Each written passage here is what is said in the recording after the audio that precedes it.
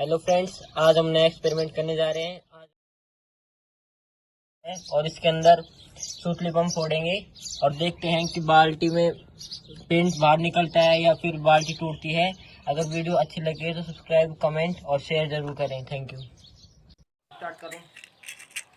बोल ना।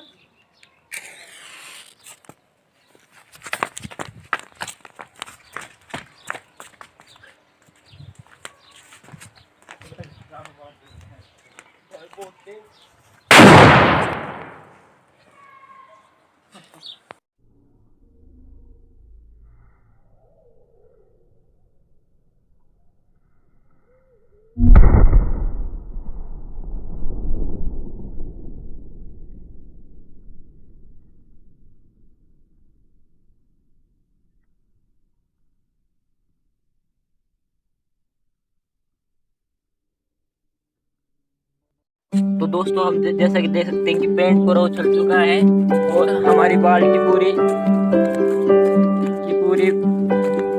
फूट चुकी है। जैसा कि आप देख सकते हैं। अगर वीडियो दोस्तों अच्छी लगे तो प्लीज लाइक शेयर